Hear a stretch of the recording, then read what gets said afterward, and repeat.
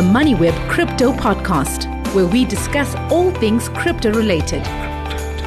Your host, Kieran Ryan. Does South Africa still need exchange controls? The Currency and Exchanges Act has been with us for nearly a century. It was passed in 1933.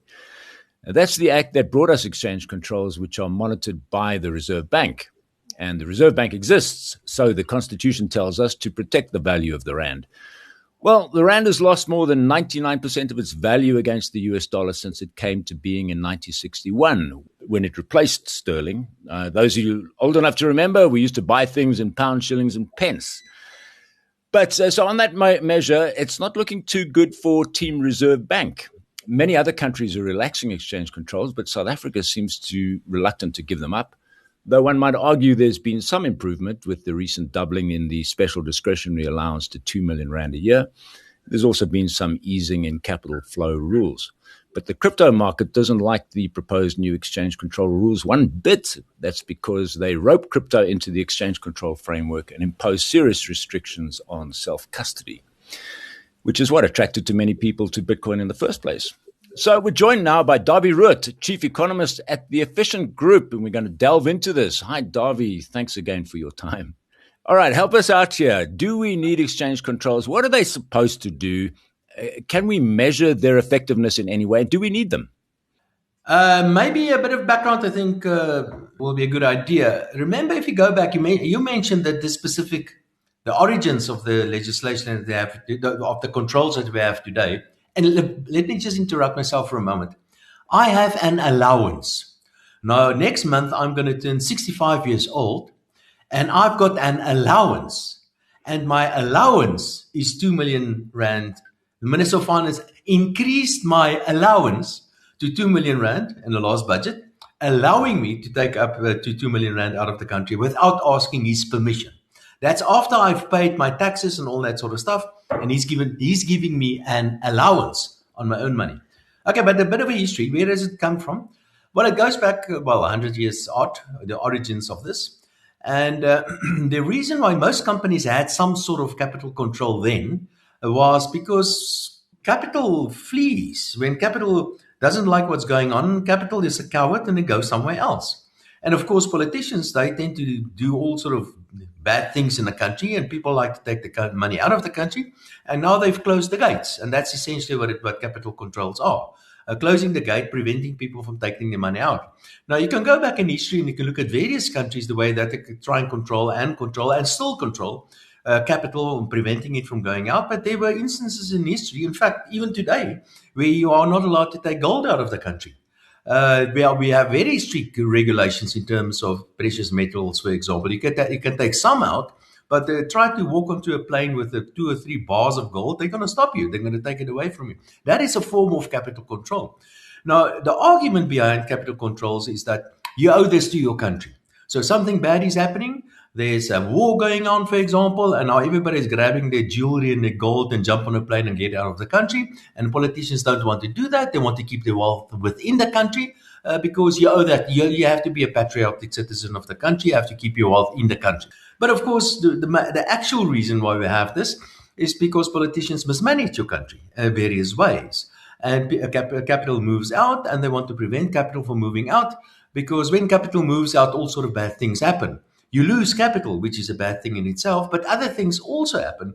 The value of your currency depreciates. So if I move my 2 million rand allowance out of the country, then I basically sell 2 million rands and I buy 2 million rands worth of dollars, and I take my money out of the country and then invest it somewhere else where I feel safer, for example. So that is a part of the reasoning behind that. There are some other economic reasons why you have capital controls as well. So there are political reasons. Then you have economic reasons, like for example, if you're running a persistent high current account deficit, which basically means that you import more than what you're exporting, and if you lose capital on top of that, then your currencies will come under even more pressure. So there is another economic reason why that is so. And also, you want to prevent people from taking money out of the country because you think you can invest it better in your own country. Like, for example, In the past, there were some strict limitations. There still are limitations, but far fewer limitations on pension funds, for example. And today, pension funds can take a much bigger chunk of their capital out of the country. But in the past, we had strong rules preventing pension funds from taking their money out of the country. And the reasoning behind that was that the pension fund is supposed to keep the money in South Africa and invest it in all sort of infrastructure in South Africa because you want to be a good citizen of the country. So if you look at what's going on in the world today, there are still countries with very strict capital controls. China comes to mind. And not only outwards capital controls. It's not you can't take money out of China. It's also very difficult to put money inside of China. To move money into, you have to get a special quota if you want to invest in the capital market, for instance. In the case of South Africa, we don't really care. So long as you bring money in, we don't care. But if you want to take money out, then we do care. In the case of foreigners, it's easier for foreigners to bring money into South Africa and take money out. But in the case of South Africans, it's much more difficult to do that. So yes, we have these foreign exchange regulations. It used to be much stricter in the past than what it is today, but it still is there.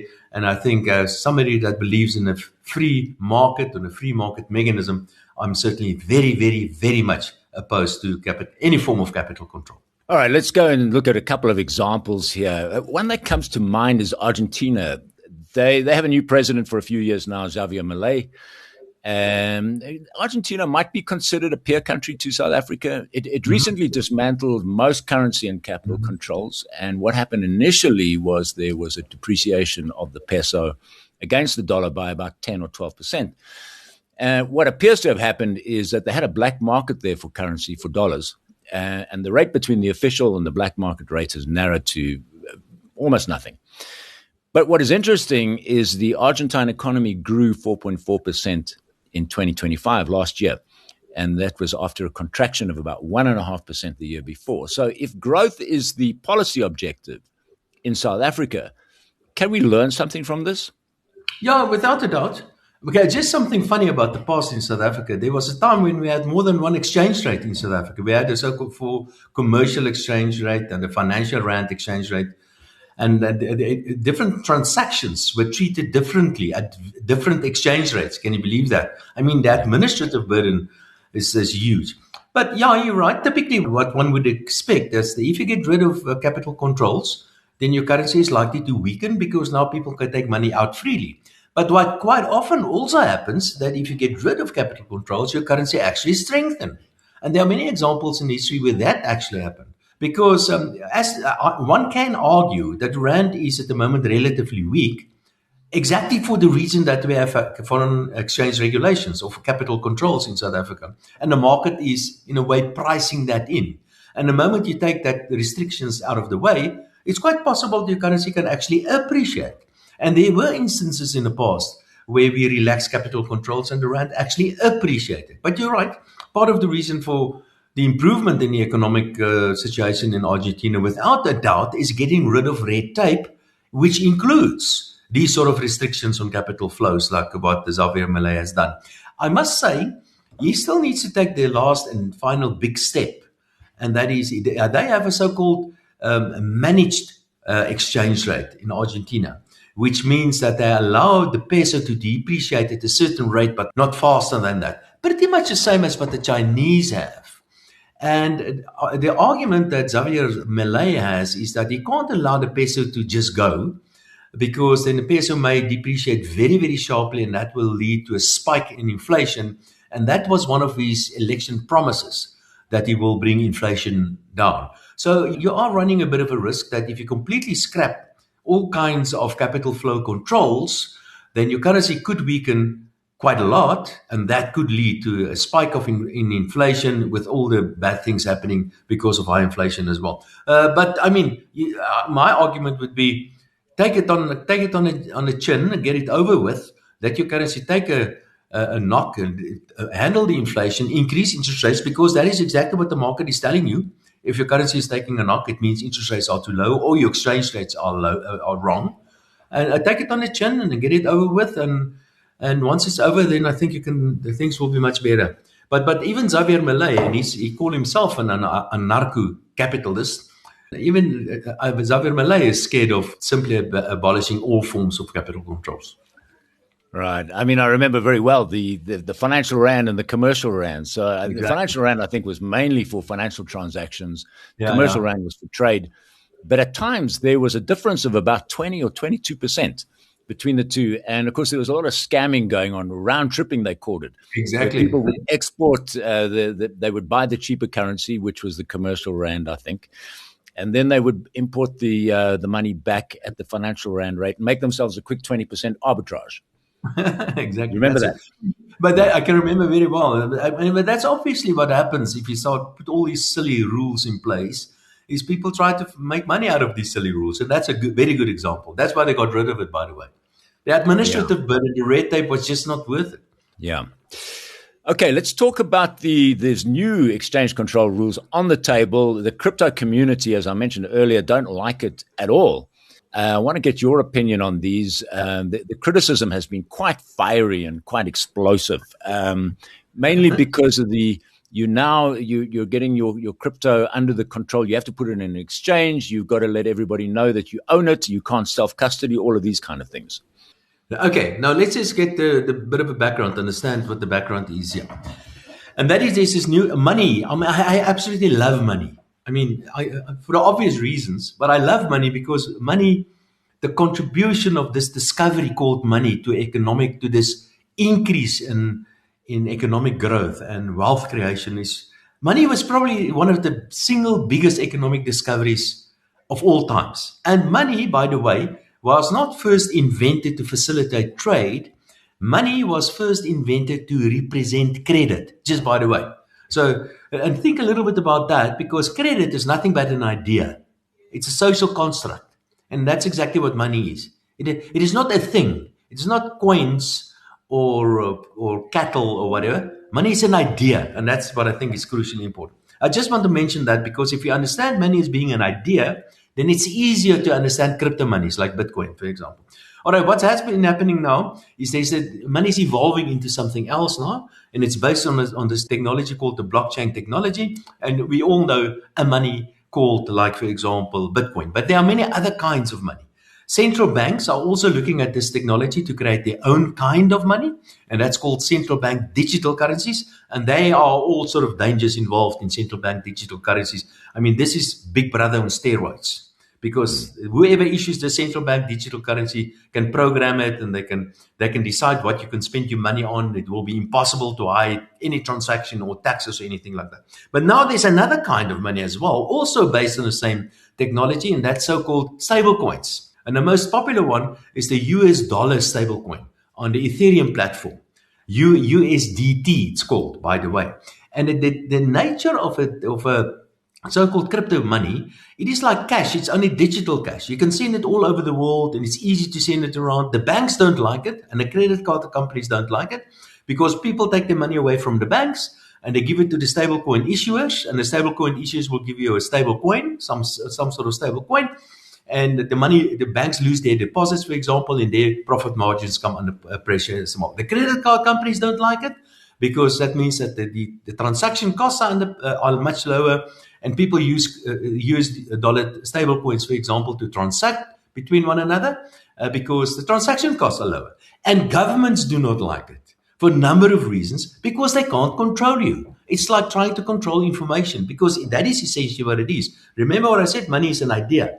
And it's an idea. And you can send this an idea in the form of electronic messages to one another, and you can buy whatever you want to, and you can hide your identity, and you can put it in a little stick called so-called cold storage, and nobody can get it from you. You can even put the passwords in your head, without even putting it in cold storage. I mean, how are they going to get into my head?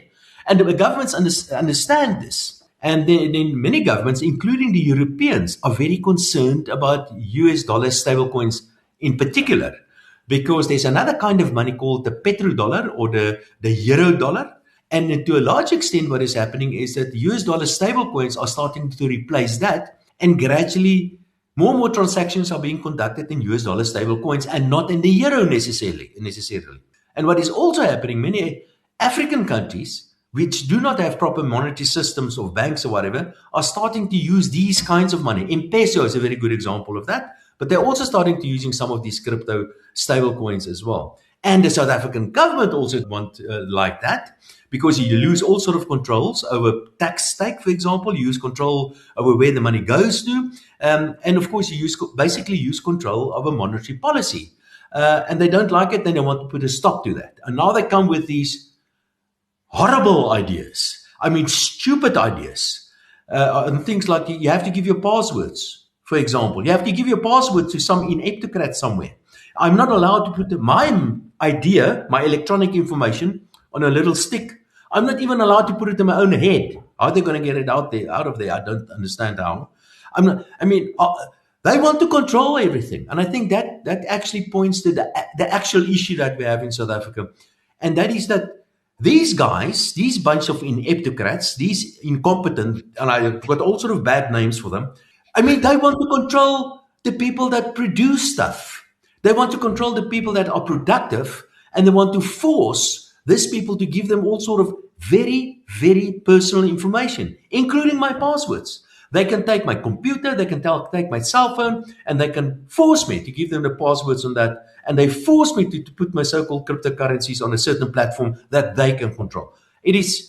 I don't have words for that. That's what they want to do. The wonderful thing, the amazing thing about all of this, despite what they want to do, they can't do that because technology won't allow them to do that. Like I've said, there's something, Grace, and in fact, I've got one. Don't tell anybody. I've got two, actually. One of these cold storages.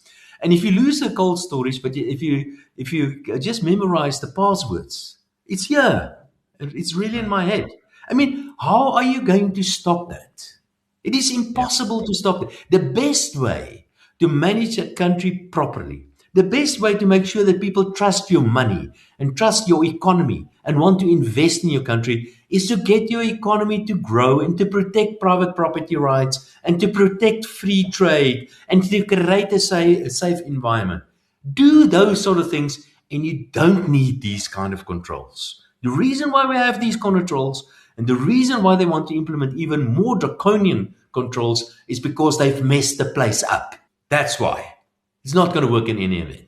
Right. The technology is always about 20 steps ahead of the bureaucrats. So, but I think, what do you rate the chances of these proposals actually making it into the regulations, or do you think the backlash is just too severe? It's not going to work. Obviously, there's a huge backlash, but I don't really care. I mean, I really do not care.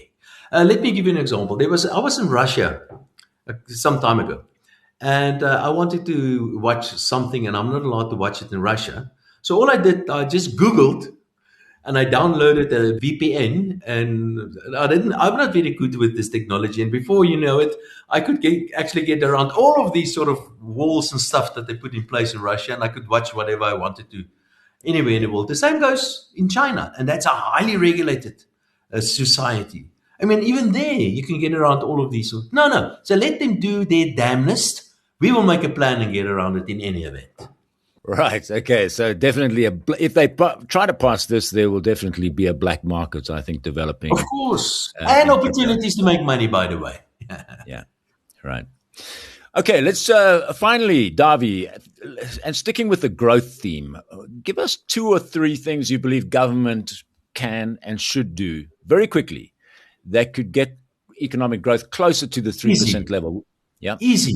I mean, this is so easy. And I mentioned some of these already.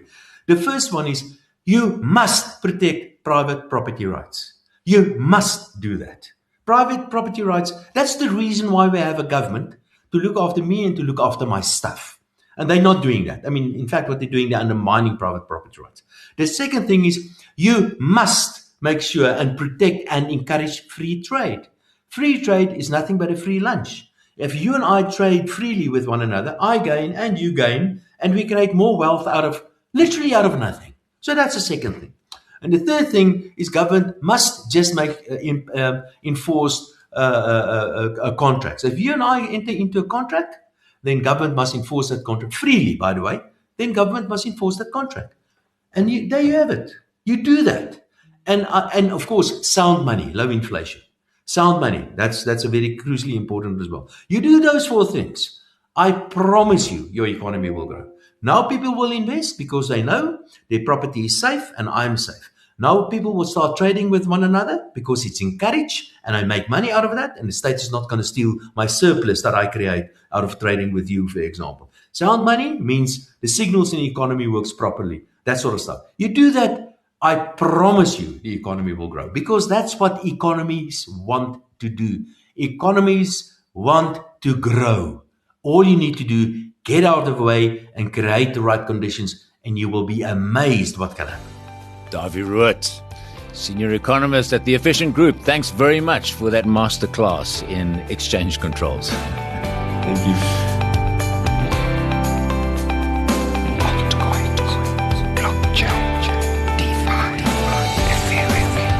Thanks for listening to the MoneyWeb Crypto Podcast, hosted by Kieran Ryan.